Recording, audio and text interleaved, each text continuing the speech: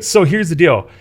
I love smoothies, but like I just like it's just too much thinking of all the stuff you got to put in there. How about this? Do you like have it all ready like the night before? I have it frozen the night before. Okay, but do you have like all packed out? So then like, so like when you come, like in the morning, wake up, you just boom, dump it, like one serving. Right. So well, actually, I buy the like raspberries and the strawberries, like it's already like pre-frozen from the grocery aisle. And then the bananas, they're not frozen. It's like the ripe, fresh bananas that I just let sit out like overnight on the table. Yeah, so then that way that it keeps the banana sweet and it'll give the smoothie flavor. Dude, you want to know something really funny? What? So, Nava? Yeah. You know how Nava, they always have that little bottle and they do the little scent thing. Yeah. They put it. Okay, do you know what that is? No. That's imitation banana flavoring. Is it? Yeah. No So you ever had way. Laffy Taffy? Yeah. And you eat Laffy Taffy? Yeah. And it's like the fake banana, you know, like flavoring, or like every time you eat candy, it's like fake banana. The artificial flavor of it. That is the stuff in that little bottle. That is. Is that what that is? Yeah, it's the fake banana imitation flavoring. So I had to learn that because like we were making Nava for this like with the there was a distillery and we are doing like a Nava rum coconut drink with them. Okay. Ooh. Yeah, and I'm like, man, what is that little thing? Like, and I went and I read it. Like, I went to the Hmong store and I read it and then I Googled it up. I'm like, this is an imitation banana. I never knew that. Yeah, so like when you... That's so cool. I'm going to share it with my family. Hey, guess what? You guys know this flavor is banana? Yeah, it's imitation banana. You know how like there's like fake raspberry and fake strawberry. Right. It doesn't smell like banana though. It doesn't. It has like this like sweet aroma, but it's so unique. It's like you can't really disclose it. What is your mom and aunties? What do they call that thing? What do they call it? I forgot what they call it. Yeah. They don't do have a word for it. But I forgot what they call it. Like my mom is just like she just says, "Oh, get the little bottle." That's all it is. Right. Like she doesn't have a name for it. There's no Hmong name for it or anything. Right.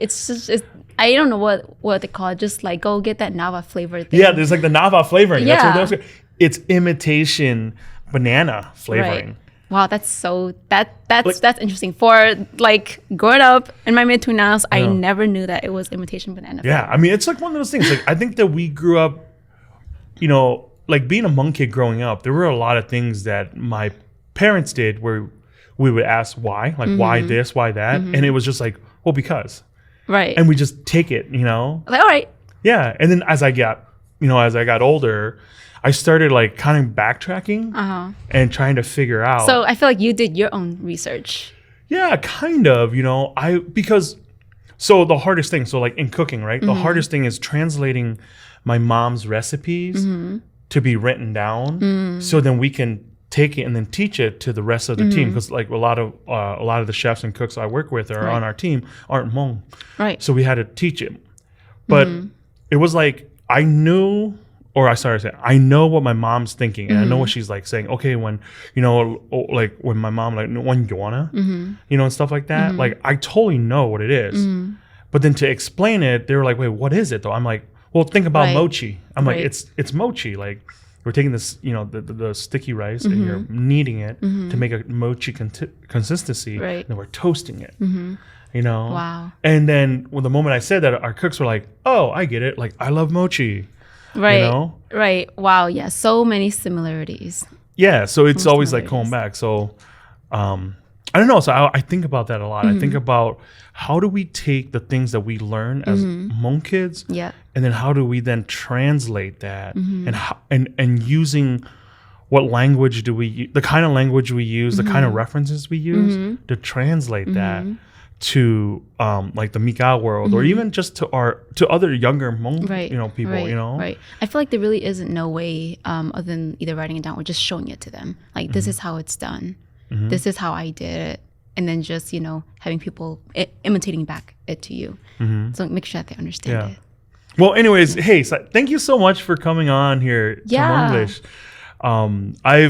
So this is kind of dorky, but I've been like secretly following your career, watching you on social media, and been very was very impressed, very honored, and like when your picture was out on in Times Square, I was just like, what? I was so excited for you. Thank you. And then like you reached out to me and you're like, hey, I'm gonna go on the Jason show, and I was just like, whoa, like I had to do like a double take because I'm like, whoa, is this real? And and I just said, hey, just be yourself. It's fun. The shows are really fun. Jason's a really cool host. And well, I have to say the same thing back to you. It's so cool. I'm sitting in front of Chef Ia right now. I could say that. Not a lot of people can say that, And it's so funny because like now that both of us have been on the Jason show, we have this common thing.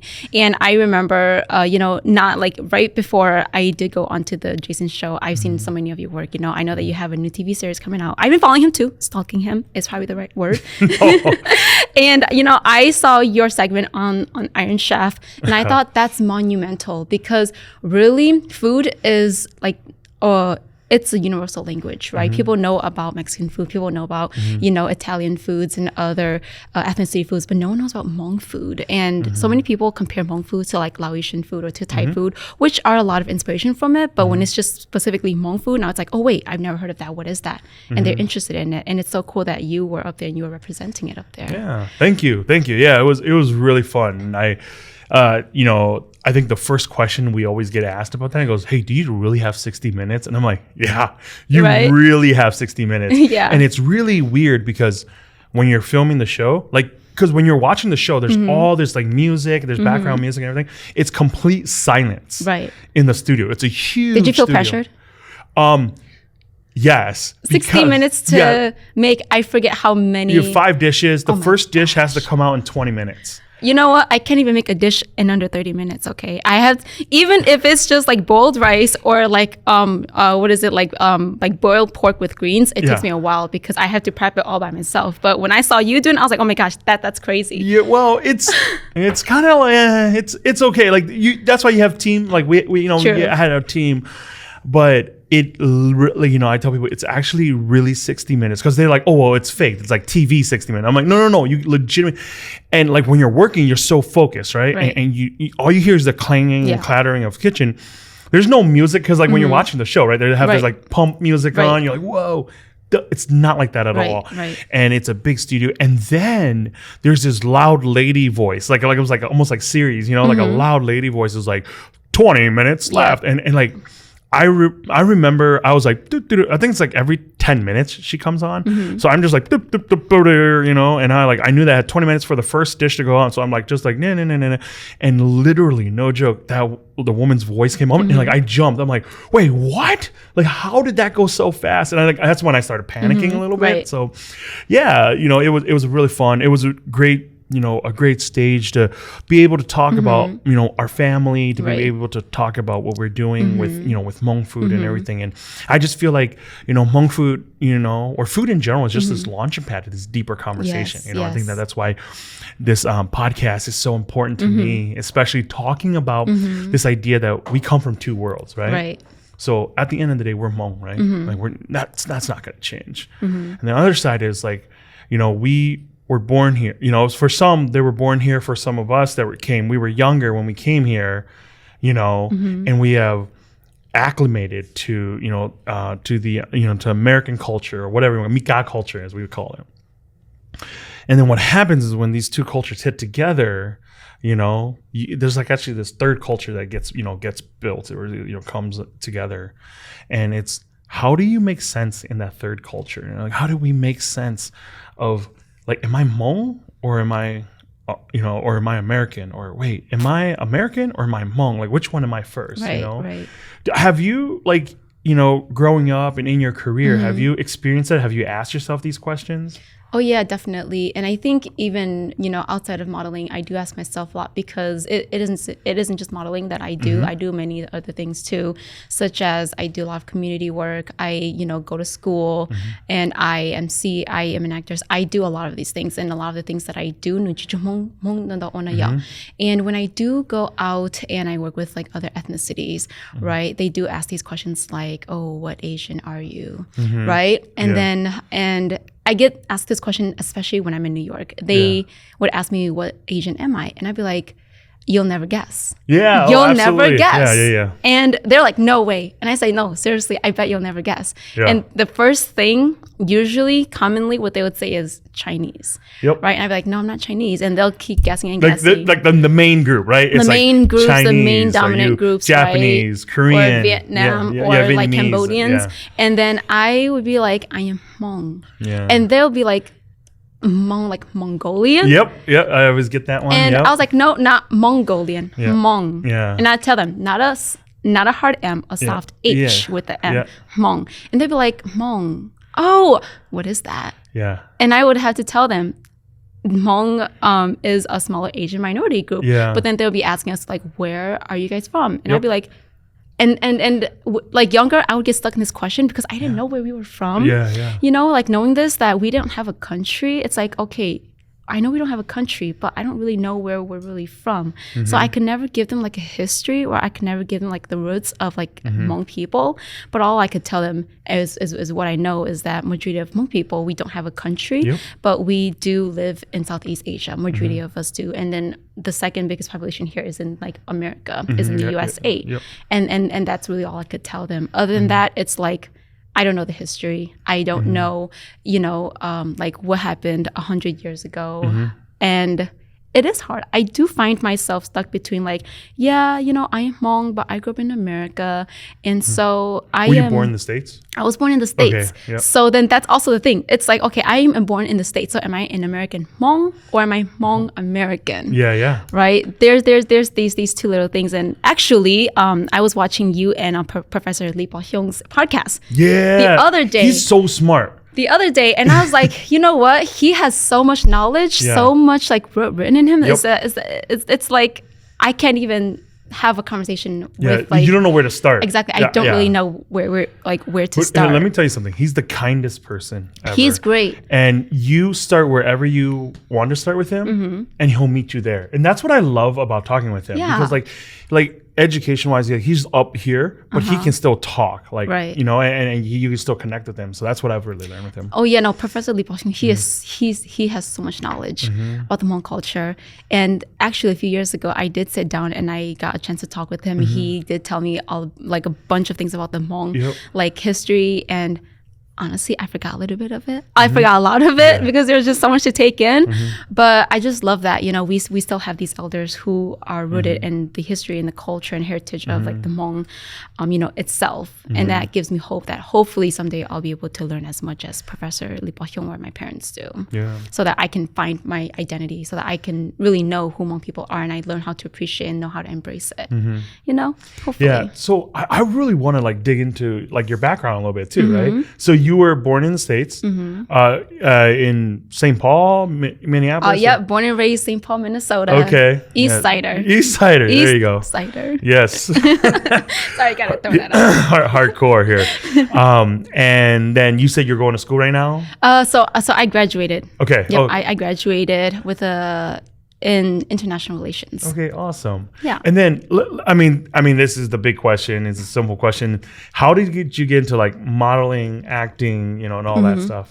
Yeah. So So I've always loved performing in general. When I was a younger child, I did dance competition competitively. Well, more like Hmong traditional dance competition. I would dance with my groups over at like Hmong New Year's, or we would travel out of state to like different Hmong New Year's and compete there. So I've always loved this idea of performing or being on stage. But then, I got more, you could say, I got introduced to like TV shows such as like American Next Top Model or Victoria's Secret Models. And I just watched, wow, they're so beautiful. They're glamorous. I love the confidence that they, emit on stage when they're like walking. Yeah. But then I sit back and I think, but no one really truly resembles me, right? I sit back and say, these models, they're beautiful, in their own way, they're confident, but not one of them really truly resembles me. And that definitely did inspire me to go into modeling, right? But also knowing that there has never really been a Hmong model. I don't know what being a model as a Hmong person would look like. And then in the Hmong community, we heard of Hmong professors. We've heard of like Hmong business owners. We've heard of Hmong doctors, but we've never heard of a Hmong model. So I never really knew what that looked like, and I didn't know how to achieve that, right? Even my parents don't even know how to help me with that. So I just thought, okay, well, I guess I'll pursue something else. And then I revisited this idea after I walked to my first fashion show and I did my first photo shoot. Where was that? This was here. So it was still in Minnesota. It was still in St. Paul, Minnesota. I did my first fashion show like back in 2016. And this was like by chance. There was a model that dropped out. They didn't have any models to walk. And so they asked me to walk. And I was like, yeah, sure, why not? Did you have any experience in it? No, I didn't have any runway prior experience to the fashion show. I didn't have any knowledge on how to pose in front of a camera. I literally just did it. I just did it. And then I realized that, wait, I just did something that I thought as a little girl I could never do. And that was modeling. Because I didn't have any knowledge on how to get into modeling, but I just modeled. And so I take that first step. Right? Exactly. And you know what? I decided to take the first step. I decided to pursue it, and I thought, like, what is the worst that can happen? The worst that can happen is that I just never become a model. And so I decided to reach out to like designers, and I worked on my entire career through connections. I worked on my entire career by networking myself into every fashion show that I could get into, whether it was paid or unpaid. I would do it because I wanted to pursue it so much. And I was just really riding the waters. I had no idea what I was doing. Right. And at this time, I wasn't in an agency and I wasn't getting paid to do it at all either. And so eventually I built a portfolio enough and I decided that I would do some research on agencies around where I lived and I would try to get in. And now that I'm in it, I'm continuing my career from there. Was it hard to get into an agency or what? Talk to me about that process. Yeah, so getting into an agency, not that it's hard, but it's more of, do you meet their requirements or are they the type of agencies that can represent you? So there are different types of agencies, such as boutique, which they're a little bit smaller. And there are bigger modeling agencies, such as IMG or Wilhelmina, where they'll sign worldwide contracts with models. Those are the harder agencies to get into. Like those are the ones that you got the worldwide agencies, right? To those are hard to get into, but the boutique agencies here, which are smaller, like in cities like in Minneapolis or up here in the Midwest, those are a little easier to get into, and they do, represent people of color now. So if my nieces go, hey, I want to get into this. What are some of the first steps you would say to a Hmong girl who says, I want to get into this? Like, what are some of the first steps? Yeah. So if a Hmong girl were to ask me, what are some steps that I can take to get into modeling? I would tell them to do a few photo shoots, do a few test photo shoots, really find out what kind of, style of modeling you like to do too, because there isn't just one type of modeling. There are many types of modeling. I think not a lot of people know this. There's editorial modeling, there's runway modeling, and then there's like commercial and print modeling, right? And there's even glamour and beauty. There's so much more. And you want to find out what is your niche. And then also having a basic understanding of what the modeling industry looks like. And then reaching out to those agencies and submitting your portfolio, right? And then continue to build your portfolio from there. And we, as models who are starting out, we do this called TFP, which is called Trade for Prints, where you would trade yourself to do free photos while those photographers get free exposure for their work. So doing TFPs are important, building your portfolio. So what was your process like doing that? Like, what was that hard? Did you ever feel like, man, like, is this ever going to click? Because, it's the same. I feel like I'm not a model, but I feel. You could be though. Yeah, right. Nah. I feel like it's the same thing. I don't know. Like, I don't really publicly talk about this a lot, but I feel very blessed to be able to have the connections that we worked really hard for or with to be able to do some of the media stuff that we have, right? But once I got into it, and especially the production side, like TV and all that stuff, you realize really quick that it's like, it's about who you know.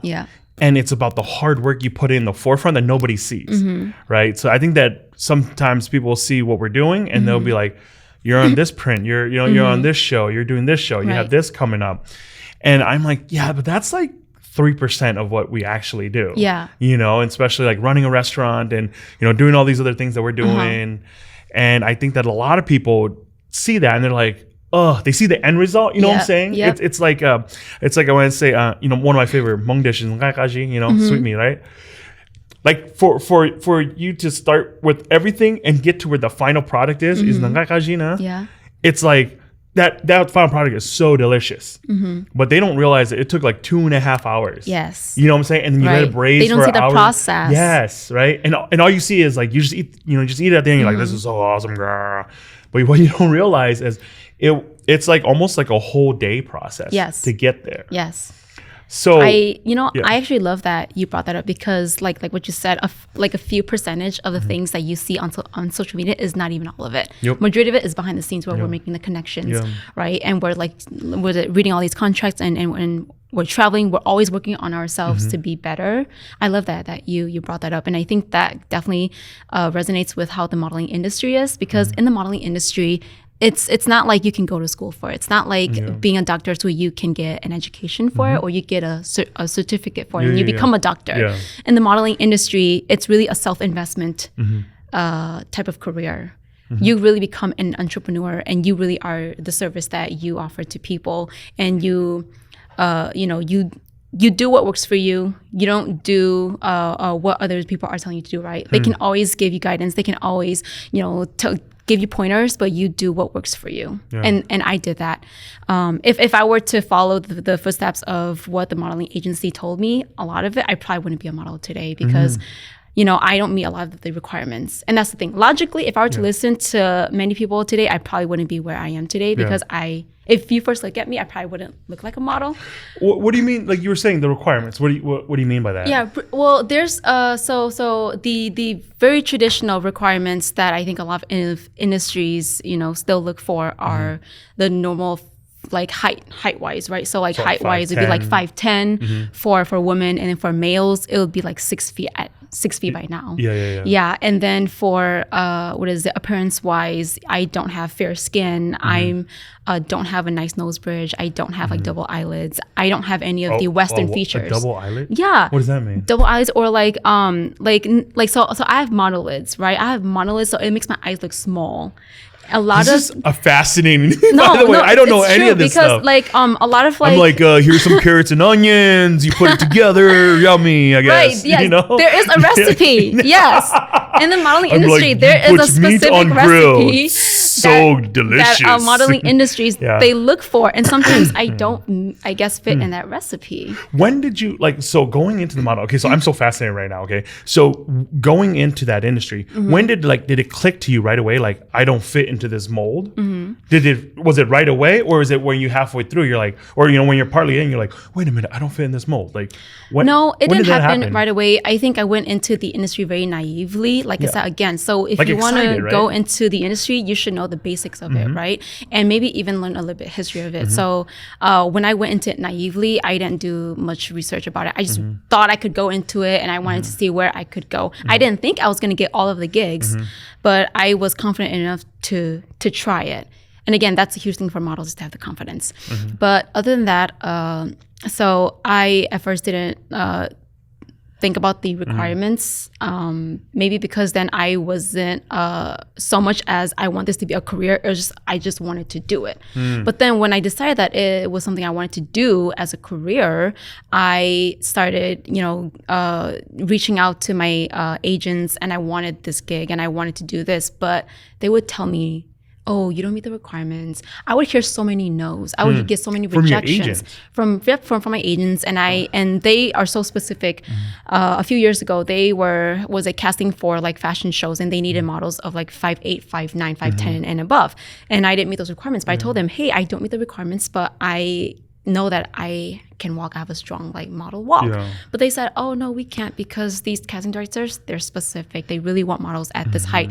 And I just thought, wow, I feel like I'm at such a disadvantage because of my height. And they wanted like Caucasian and like Black African models, right? And they didn't need any Asian models. So I thought, okay, well, that also debunks the like another disadvantage of me. And so I did feel a bit insecure at first too, and I really did thought, wow, I feel like I didn't have a space here because I'm not tall enough to go into any of the gigs that I want to do, whether it was prints or runway. And I was Asian, and so a lot of the gigs were looking for Caucasian or Black models. It was in either or. Yeah. And so I really did feel like I didn't have a space in the industry for a while. Yeah. What got you over the hump? Well, what got me over the hump was, you know what? If they're not going to give me those gigs, I'll go find my own gigs. There's definitely going to, in the modeling industry, you'll hear a lot of no's, but there's always going to be someone that's going to want you out there, right? For just for who you are. And those were the people that I went to go find, right? And I started. It's like to all those people dating right now. You'll get a lot of no's, but there's going to be one person. Exactly. One person that's going to accept all of your flaws. They will take you for who you are. So if you're out there. Exactly. No, yes. I'm kidding. If you've gotten 10 no's, you'll get one yes. Trust me. Out of those. Yeah. Right? Yeah. So, I mean, even like what you said, even if I get 10 no's, if I get one yes out of that entire 10, I'll be happy that I at least just got the chance to model. Yeah. It's so cool. Like, you're talking about your path, in modeling. And everything you're saying there, it parallels to me when it comes to cooking. Like that. I think that I went into the food world, cooking world, as kind of like, well, which both like, like I don't know anything, like this, whatever, and I was just too dumb to think this through. So it's just like, hey, like I started out as a young kid prep cooking, at a restaurant, and I was like, whatever, I don't really care. And then eventually I didn't want to cook because I hated it. I hated doing this. And so I never wanted to do it, but I knew that it was just something that I could always do. If I like after college, I couldn't get a job, I could go to some place and cook it, But once, I really said, hey, like I feel like I want to use this to kind of tell my mom and dad's story. Like that's when I started getting over that hump, that hump because it's not as sexy as everyone thinks it is, like especially in a kitchen. It's like, like my car constantly smells like garlic, ginger, and fish sauce sometimes, because it's just like you're just around and you're around fryer oil, and it's just not as cool as people think it is. But as I'm listening to your story, I'm just thinking to myself, man, like there's so much parallel where it's like, how people are like, oh yeah, like, you have to go find the right doors open. Like sometimes we would go somewhere and there was no door. Yeah. And you have to cut your own door. Exactly. And you know what I'm saying? Or build your own door. Absolutely. Yes. This so much reminds me of my dad when I asked my dad, how did you guys escape Laos? After the war. He fought in the war. And he said, I had a compass, because he was trained and he was in the military, and he said, and I turned until my arrow on my compass turned south. And he's like, I knew that we had to go south if we wanted to try to get to the river, to the Mekong River across. And I'm like, well, what did you do next? And I'm like anticipating this like beautiful answer of like, then we found this trail and we followed the stars or whatever. Dad just said we started walking into the jungle, and I'm like, then what next? He goes, then we just went through the jungle. And he's like, we just walked, and we would sometimes like the area got super crowded and there was a lot of jungle, and we just chop it down, and then we just keep walking, and we just kept going until we got to the river. And then we knew if we crossed the river, we would be in Thailand. At least we would be safe, maybe safe in Thailand. Wow. And so there was no, they knew that there was a destination. It was freedom. Right. But there was no road. And when I think of this, I get super emotional because it's like I think of our parents and our grandparents who, when they came to America, right?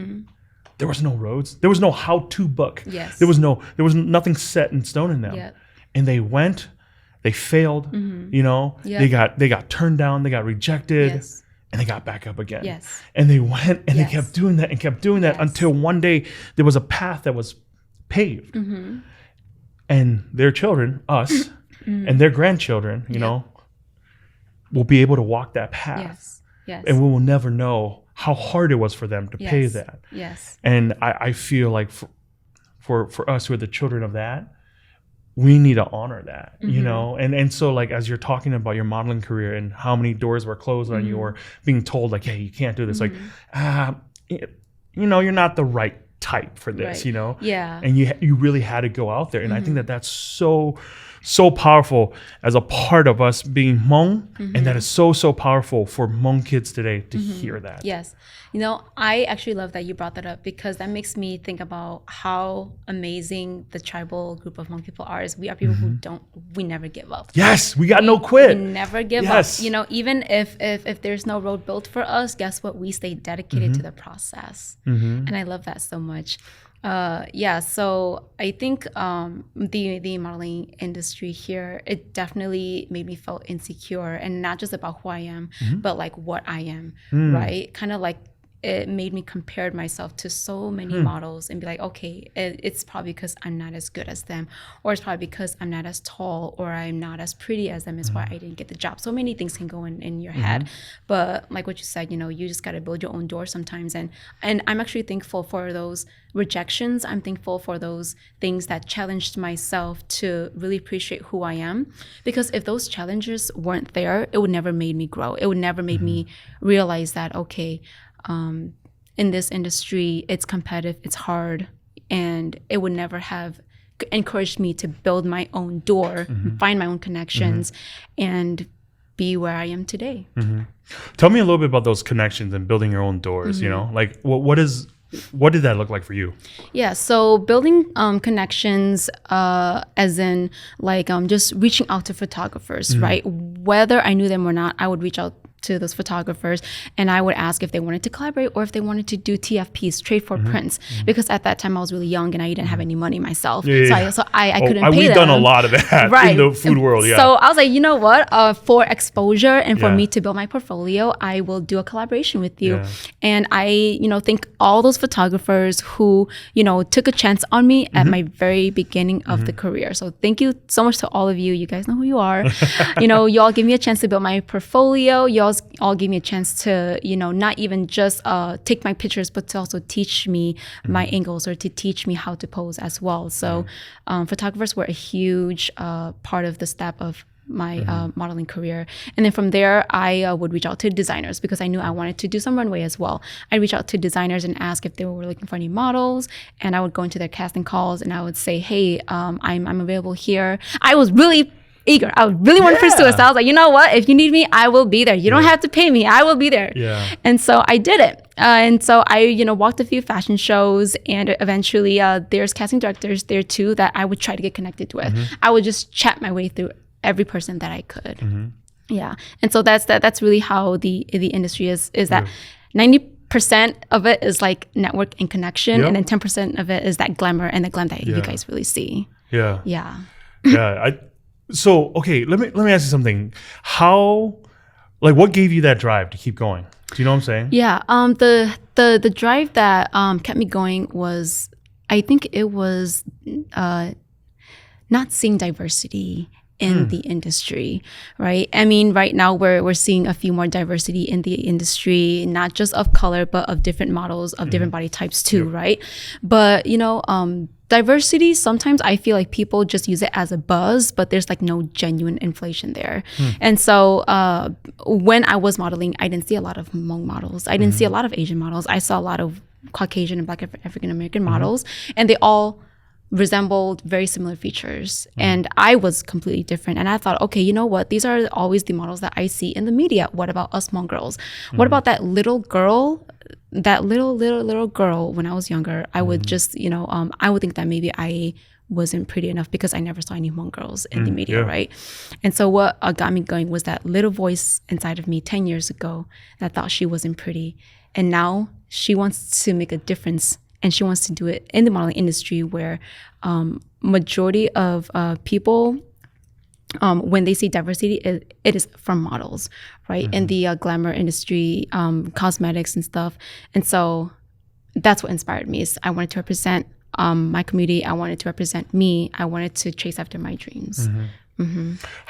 How did, for you, have you always had this, thing of bringing it back to your community, bringing it back to the Hmong people? Or was that something you learned as you got older? At first I really did it because I just really wanted to. I just loved doing it. I saw that it was something that I wanted to turn into a career after I did it more as a hobby. But then I really turned it into bringing it back to my community when other Hmong models were reaching out to me, when they were saying, hey, I want to go into modeling too. How did you get into it? Or they would ask me like, hey, I think it's so cool that we see a Hmong model going out there and, modeling in front of like that dominant group of girls, which are the white and the black girls.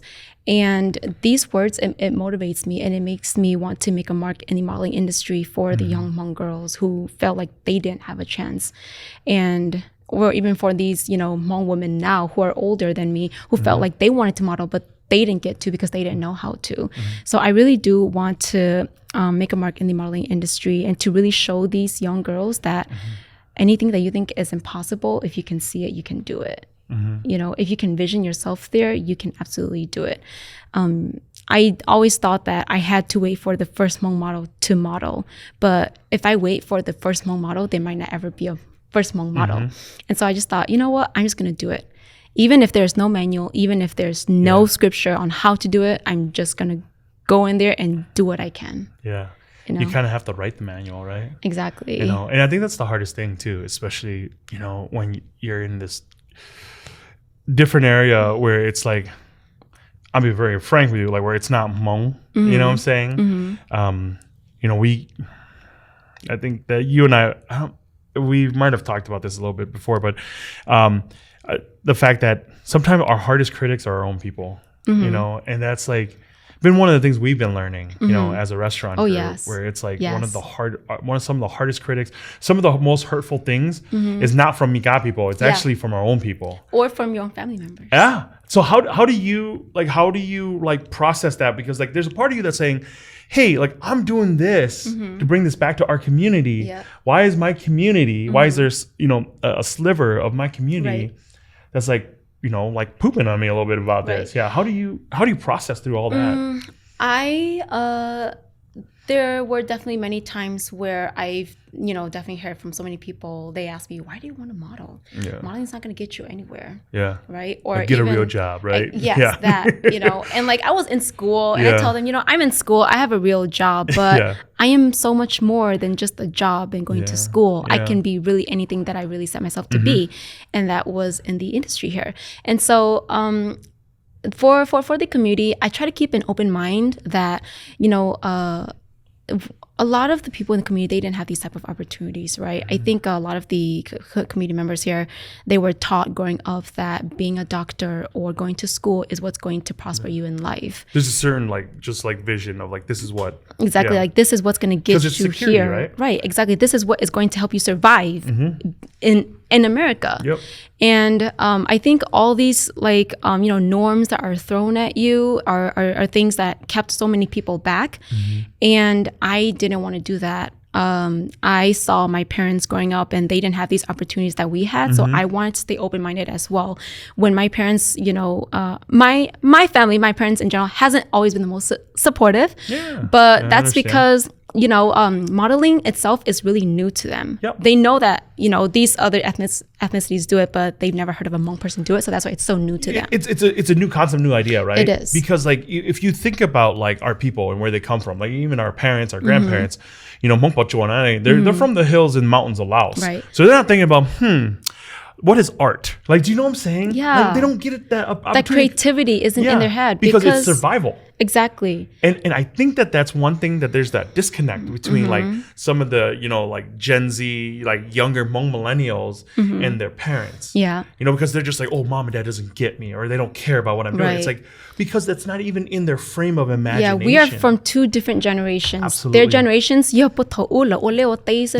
that's how they knew to live. Like working the harvest. And that's what they knew. They didn't know how to achieve their own dreams. They didn't know what it was like to go out there and explore and try new things. Yeah, like even with pandauna, all that stuff, that wasn't art. Yeah. That was actually the form of making clothes. Money. Yeah, making money and clothes. That's all it was. Exactly. It wasn't like, oh, we're doing this because it's a sense of leisure. Yeah. And that's what I've really learned. Like even with, like, this is the thing. Why can't my mom and dad just rest? They're both retired. But when it's gardening season or when it's farming season, they wake up at 4:30 in the morning. They put everything in my dad's truck. They drive 20 minutes to their big property, and they until it's like high noon. They have lunch there, and they go until like 3, and then they come back. They're retired. They don't need to do that, but they still do it. It is like this hustle inside of them that constantly, because they don't know what else to do. Exactly. That's what they do. Exactly. Yeah, that hustle is in the Hmong blood. Yeah. It will always be in the Hmong blood. Yeah. Hustling because that's really all they knew to survive and to care for the children and for their loved ones, right? There's so many people that they had to take care of that they never really learned how to take care of themselves. And that's what I want to stay open-minded to, that sometimes, I didn't always understand my parents as well. And I did fight with them, and I did tell them, why can't you guys just support me? Yep. Why can't you just learn how to be supportive like other parents? Yeah, like other Mika parents, right? Yeah, I would see that. But then, then like I grew up and I realized, you know what, my mother or my family, they didn't have the opportunity that I had. And I wanted to stay open-minded to that. And instead of feeling pity, or instead of like feeling sad for myself that I don't have my parents to support me, I think it's not that when they say no, it's not that they're telling me, no, I don't want you to do it. It's no, I don't want you to do it because I don't see that as a way of survival, right? They just care about you. And so instead of feeling sorrowful, I should learn how to help them learn how to support me, right? Teach them how to support me and say, hey, Mom, this is what I need from you. This is what I would like to do. And just sitting down, having that conversation with them, and, just really telling her what it is that I need so that she knows how to support me. Yeah. One of the things I learned with my parents is, as I, kind of growing up, was they weren't saying that they didn't love me or they didn't want to support me in the things I was doing. They wanted her to remember, because they know what's like to be poor, not have money, and to know that in America, in this country, stability comes with money. And I get that. Yes. Like not like, I'm not talking about, oh, let's go make billions and do whatever, but I'm talking about like stability has, there's money in it. And the one thing my dad said kind of off comment once was like, I don't want you to be like me. I don't want you to be like me. Yeah. And I almost like every time I say this, talk about this story, like I almost cry, Can I cry on the podcast? Yeah, you can. It's cool. It's cool. But where he says, I don't want you to be like me. And I find myself out. That was like 12 years ago. And I am like him. I'm exactly like him. Everything that's good about him, that's me. Every time when people look at me and they say, hey man, you're charismatic, you have this. I'm like, no. That's the reflection of my father inside of me. Like that's not me. Yes. Where I wish I could go back to that time when he said that, and I want to hug him and say, but I am like you. Like every part of me is like you because I'm from you. Yeah. But what he's saying is, I don't want you to be like my dad always says, I'm dumb. I don't know anything. I don't want you to be like me. I want you to be successful. And I'm really getting that. Like I'm really understanding that. What they were saying is, I don't want you to suffer. I don't want you to have pain. Yes. Because I will take all that suffering. I will take all that pain. To give you a better life. Yes. And I don't want you to feel that. Yes. And that's why when I was working in restaurants, they're like, my dad would say, and my mom would say, we broke our backs working and we worked hard with our hands so that you could sit at a desk and sign people's checks for them. Yes. My dad would always say that. I wouldn't get it. I'm like, what are you talking about, Dad? And now I get it. But I feel the most connected to my mom and dad when I come home and my hands are tired, and my legs are tired, and like, I love this, but it's like when we, when we have a big event or when we're cooking and I come home and my hand has a lot of like charcoal and soot all over it and my hand's like black and, like I feel the most connected to my father. Like I am you. Yes. And so one of those things that I really learned is, in the position that I'm in the position that you're in right now, there's a humbleness to it. Like I feel so humbled.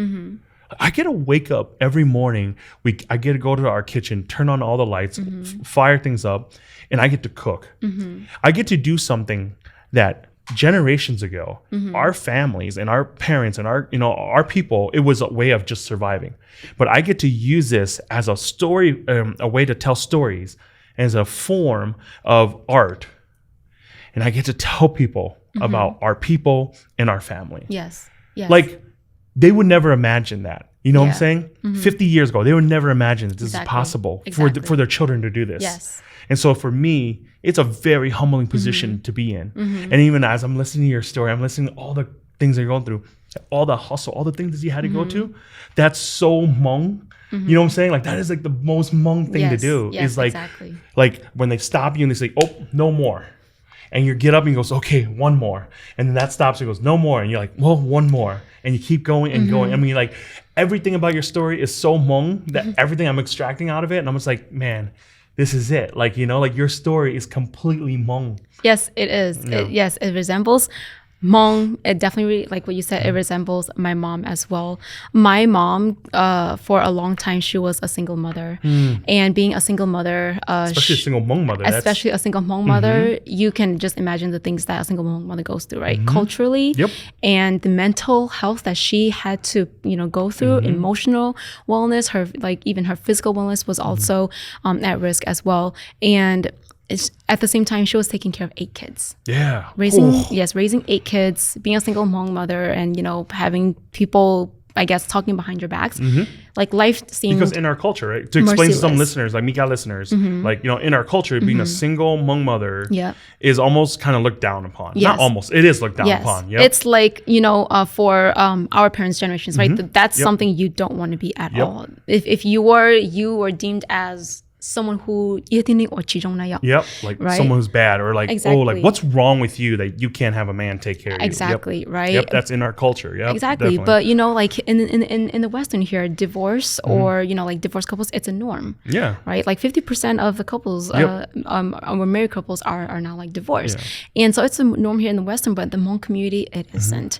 You know, and so I think being a model, I think my mom, like I said, just didn't understand what modeling was, and she didn't know how it was going to give me money, or she didn't know how it was going to help me be successful or secure me in the things that I want. And so she really pushed me to do other things, and I said, Mom, I will. I mean, I'm already doing a lot, right? And I felt like I was doing so much that I thought maybe my mom didn't see it. But what I also didn't see as a child was that she already was doing so much herself too. She was doing so much herself. She had like 3 jobs at one time, just trying to take care of all of us. And after she came home from work, she would cook. And then when she cooks, she would go back to work again. You know, and here at a time, I just thought, wow, like I felt like I was so selfish. I didn't really understand what my mother was going through and what she was saying. And all the times that she was telling me no, it wasn't no, she didn't want me to do it. It's that, no, I just love you and I want you to feel secured, you know? And so, my mom's hustle, my mom's strength, that's what motivated me to, And that's something I told her about. I said, hey, Mom, you know what? You're really strong. You're a hustler. Guess what? That's what I want to do. That's what I am. I'm going to hustle. I'm going to work hard so that you can see that I am something, that I am going to be somebody. You know, and I told her that I just need your trust. I need you to support me, you know. And so my mom eventually gave in. She eventually gave in. She said, all right, we'll see where it goes. And it was a lot of talking. So she wasn't always supportive because she had her own history. She didn't want me to go down the same route, kind of like what you know, our Hmong parents are saying, right? But she and none of her kids go down the route that I do. All of her kids before me. So I'm the 6th child out of 8. Okay. So I have a lot of older siblings. They all went to school and now they're all married and they have a beautiful life. But I am the indifferent one. I took a different route from everyone. And Mom's like, you're just the different child. I'm the only one in my family that's not married or don't have a kid. And she was like, you know what? Out of all your kids, I do see that you are stronger, you are braver, you're more courageous.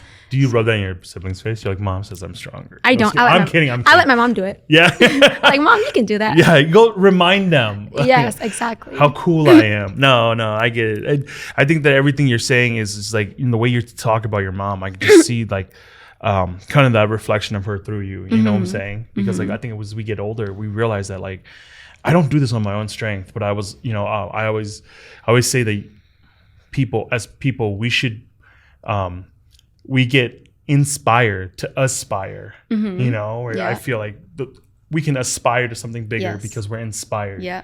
And for me, that's just that constant, like, okay, so what's my inspiration? You know, like what's my why? You know, in the cooking industry, it's hard, man. It's so hard. And it's like not just the cooking itself, but you have like the business aspect of it, and you have the, you know, keeping the lights on and running a company.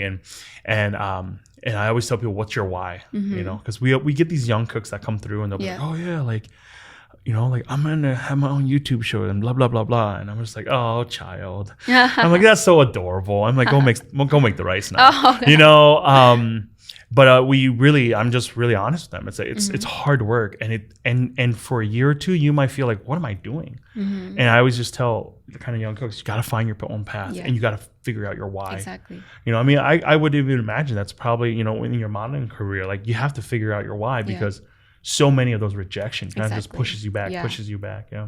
Exactly.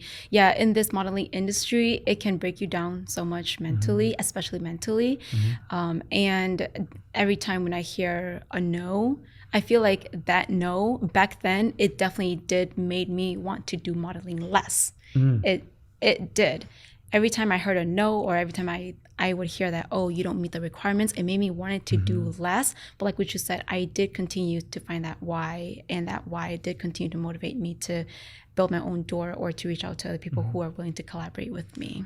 So let me ask, how, like now, like today, you know, do you still get doors closed on you? Oh, do you yeah. still get turned down and stuff like that? Okay. Yes. The modeling industry itself is competitive. There are new models every day, right? And especially with social media now, there are new models every single day. And you can even imagine. Because I'm trying my modeling career, and you know, it's been tough. Well, you know what? Anyone can be a model. Anyone can model. There's always a niche. I was like, there's yes, that's what I'm hoping for. I'm just like, gotta yes. find your niche. I'm like, I'm looking for my niche. Yeah. You just gotta find the right people who are going to love you for who you are. Yes, that's all I want. Yeah. No. Yeah. So no, like for the industry itself, I'm not always going to get the gigs. I'm not always going to get it, and that's something that I think a lot of models are just going to have to accept, that if you don't fit the designer's vision, or if you don't fit the requirements, you just won't get it. But always remember that if there's a no here, there's always going to be a yes somewhere.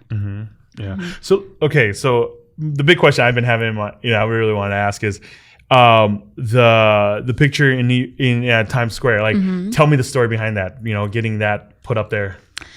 Well, the real reason behind New York Times Square was the hard work and many nights of wanting to give up. Okay. That's really the story of how I even got up there in the first place. It isn't just about the people who reached out to me, who wanted to feature me because of my story, but really because I really did, go through a lot to even be able to have that opportunity now. I remember when I first started out modeling, I was really doing all this on my own. And I really didn't have anyone else to help me. I really didn't have anyone to guide me. And when I did talk to people, they gave me points, but it's not like they went through a step by step with me, right?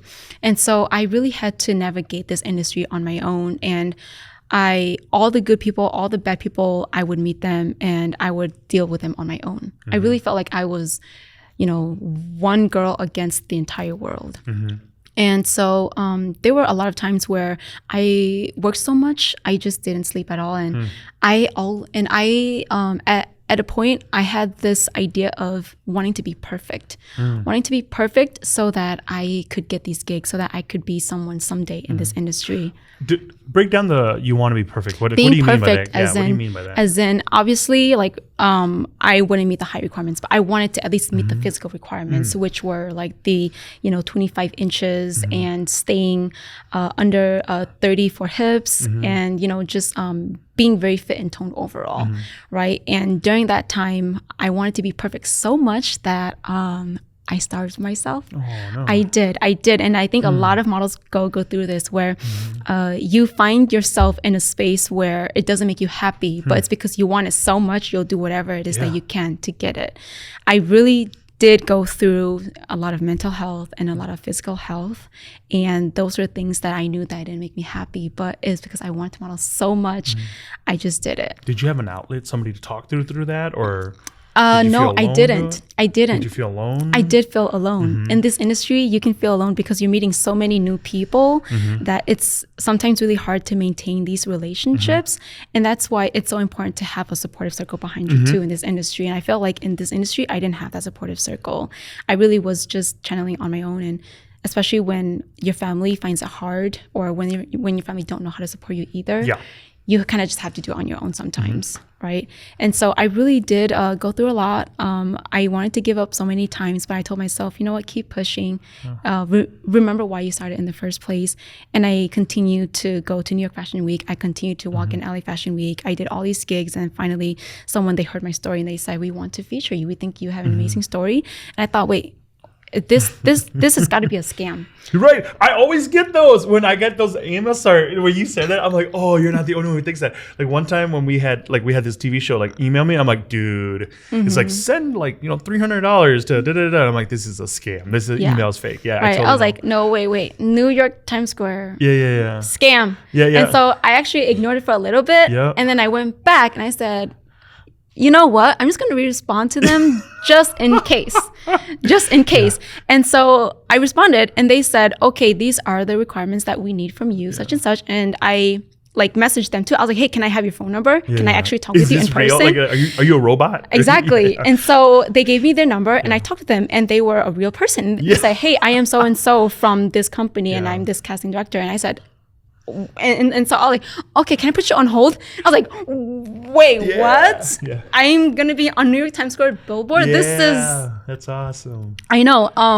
Sorry, I'm just like, no, it's awesome. No, this is great. Like I want to hear this. Yeah, no, it made me really, really happy hearing that someone reached out and they wanted to feature me up there, and they heard about all the amazing things that I did, and I thought this is amazing because I did go through so much, and I feel like now that my story is being heard, someone does see it.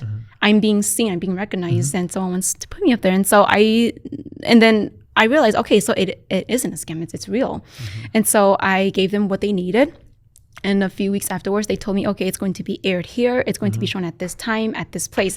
And so I went there and I thought, oh my God, hold on, is that really me up there? Because not everyone can say that they were on the New York Times Square billboard. Yeah, no, there's only a handful of people. Like you're right. Like this is like they just put anybody. Exactly. There are a bunch of people on the New York Times Square billboard, but I don't know any of them. Yeah. And for me to tell someone that I was on the New York Times Square billboard, or for someone to know that I was on the New York Times Square billboard, and you had that great picture of you, like kind of yourself. A picture up there, right? And it's like a person doesn't see this every day, but being up there, it reminded me of all the things that I did go through, and it reminded me that it was the hard work and the persistency and the dedication to the process that really got me up there. And of course it really wouldn't have been as big as it was if it wasn't to my fans, or if it really wasn't for the community sharing my post. It probably wouldn't have reached the Jason as well. So it's really it's really due to so many things is why I got up there. There's like all these little things that are happening. Exactly. Right? And there's all these little things you've invested in. And I think that's really important, especially for like younger Hmong people, and especially, some of the, younger generation, who's listening to this. It's like, you don't know what all these little things are going to build up to, and this is the one, I think I said this once to a group of high school kids. I just said, you're going to go through life. And there's going to be people that are going to be like your supporters. They're going to be behind you, and they're going to encourage you. They're going to say these little things you're saying, like, I believe in you. I had coaches, I had teachers, I have people in the little Wisconsin town I grew up in that says, I'm going to believe my Spanish teacher, Ms. B, she wrote in my yearbook when I graduated in 2022, she said, you're I wasn't good in Spanish. I got a C in it, but she was one of those who's like, I believe in you. Like, I know that you're going to be successful, but I'm like, you're a teacher. You're supposed to say that to everyone. Right? And she wrote in there and goes, one day, like, you're the person out of your class, or, you're the person out of this school that one day when I turn on the TV, I think I'm going to see, I know I'm going to see you on there. Yeah. And I'm like, whatever. Right. Aww. And when we got done, when we got done filming, like this was even before Iron Chef. I think we got done filming this show that was on CNN, and they did this little documentary on the Hmong people up here, and then they followed, us around. They came and ate at my parents' house, and I remember when that got done. I remember that I got that, and I got like a special like preview clip of it. I took it and I sent it to her, and I'm like, hey, thanks for believing in me. Aww. And like I was able to do that, and it was like 12 years or something that I've seen her, and I remember I messaged that to her. I sent a DM her on that, and it's one of those things where I say, you're going to meet all these people. They're going to say all these great things about you. And think of it as like currency, right? Think of it as equity. And then you have this, piggy bank in your heart, and you put it in there. You keep putting in there. And all through life, you're going to have all this, and you're going to put it in there. And it's all these like little coins. Like it's like couple cent. And then one day you're going to get to this point in life where you got to break that piggy bank. And you got to take all that, all that currency, and you got to go bet it on yourself. Yes. And I'm like, there comes a time where you're going to have to take that out, and you got to say, I got to bet on myself. Yes. And I'm listening to you, and I'm like, that's what you did. You took all that. You took all the support, like all the love that your family had for you, your mom, and you took all of that where people believed in you, even like the small little things, like maybe a few people just here and there. Right. And then you took it and you said, hey, I'm going all in, and I'm betting on myself. Exactly. And that's what you did. Yeah. I mean, even if there's a room of like 100 people, if only like 10% of that people, of those people in this room believe in you, that's already enough for me. Yeah. I don't need an entire nation to believe in me. I just need really the people who love me, like my close friends and family. Those are the people who I really, really need the support from. And, being on the New York Times Square billboard, it definitely did, motivate me to want to do more. Yeah. It definitely reminded me of my humble beginning, but it motivated me to continue doing this, because I'm not just going to do it now for myself, right? I'm doing it for the people who supported me and for the people who believed me, and doing it for the little girls who can't see themselves in this industry. But I'm hoping that my journey, my story now can inspire them to, even if it is modeling, that it can inspire them to reach for their dreams. No matter how far it is, they can continue to reach it. Yeah, that's amazing. So I got one last question for you, which I'm like dying to know. Okay, so when you're walking down the runway, right? Because the very first fashion show I went to in New York, and I'm a small town kid, so I'm in New York City. We're in Manhattan, Upper East Side, and there's this fashion show. We were cooking, we were doing the food. It was really cool. We were doing the food for it, but there's just these beautiful people, and I'm like guys and girls, just beautiful people, right? And it was inspired by Southeast Asian cultures, and so it was awesome. But they were walking down, and they look like I've never seen this before, right? I've only seen it in movies and TV. So I'm like there, and I'm seeing these models come by, and the only thing I was asking myself when they were walking down the runway, the music was hopping, it was awesome, the DJ was going, what are they thinking about? Like, what are you thinking about when you're walking down the runway and there's like no smile? Sometimes it's just like real steady face, Like, what are you thinking about? To be honest, I'm thinking about what I'm going to eat after this. Oh my God. I'm thinking about what I'm going to eat after this, because... So that's what you're thinking. Like, majority of the time, I'm thinking about what I'm going to eat. But of course, I'm thinking about breathing. Breathe, Sai. Breathe. Don't fall. Don't lose your focus. Are you still nervous doing it? I mean, you've done it a bunch of times. Yeah. I mean, every time I'm on stage, I treat it as my first runway show. Oh. Yeah, because I don't ever want to be... The shoes you guys wear, I'm like, how are you guys so amazing? Exactly. The clothes that I wear sometimes are crazy, and they're huge, and they're long dresses, and so there's like that 10% of me where I'm always afraid that I'm going to trip. What is the cadence for walking? Like, do you guys have like a certain speed you're going, or do you know what I'm saying? Yeah, it definitely depends on the layout of the fashion show, or on what the designer wants. Usually models, we walk to the music, and once we walk to the music, we'll know what speed that we need to go to. Oh, okay. And then so the music kind of sets the pace a little bit? The music sets the pace, but the designer is always there to guide you on what they want you to do as well. Like, yes, they want you to walk, but maybe at in the middle of the runway, they'll probably want you to show off your dress, or they probably want you to take off your jacket. So then you'll have to pause for a bit and then continue walking and finish the runway. Yeah. This is so fascinating to me. So every time I'm on the runway, I always think, what am I going to eat after this? Okay. So what are you going to eat after? Usually, Oh, here we go. I tell myself, if I don't do a good job at the fashion show, I won't eat for the rest of the night. What? So that's what do you mean? What do you mean? Like, if you don't do a good job, like if I don't do a good job, as in if I wash myself and I didn't look confident, or if I stumbled, or if I fall, especially. But I haven't fall. Knock on wood.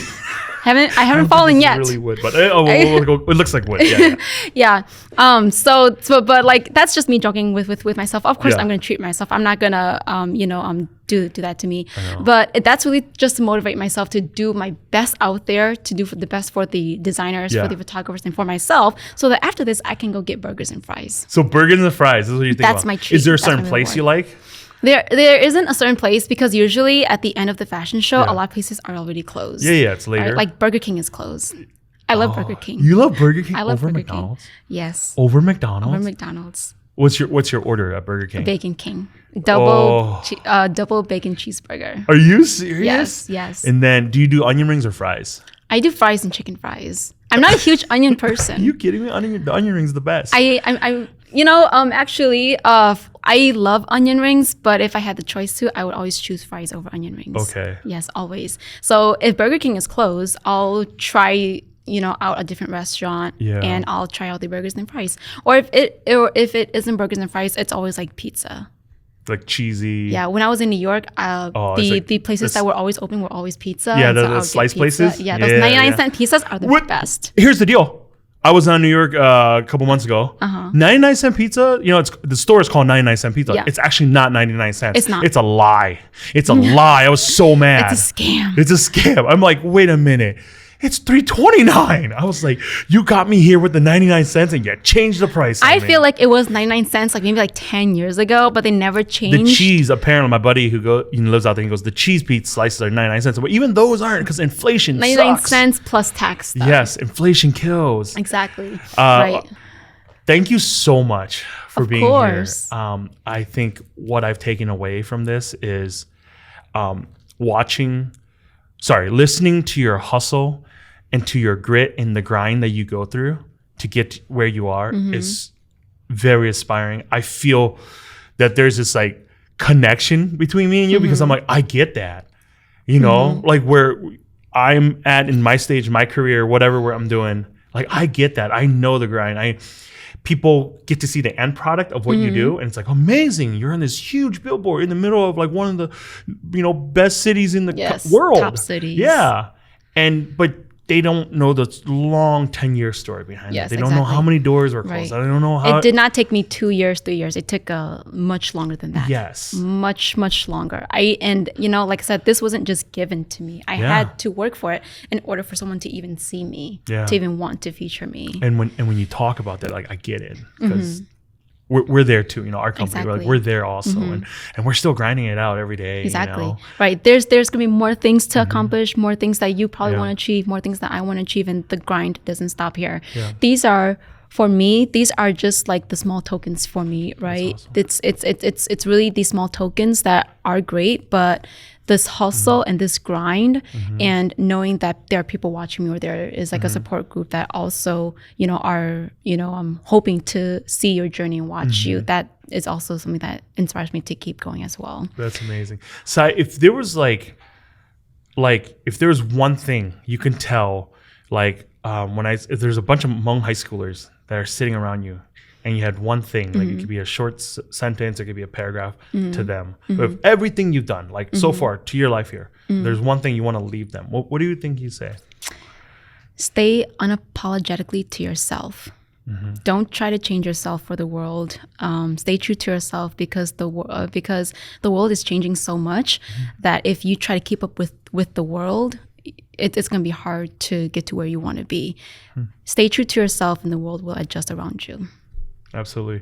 Thank you so much, Tsai. Thank you for coming here. I'm so excited that we got a chance to talk. Thank you so much. Yeah, it's an honor to be here. Really, truly. I've seen this podcast and I've seen all the amazing guests that you've had, and now I'm one of them. This is an honor to sit in front of you, really. Yeah. It truly is. Thanks.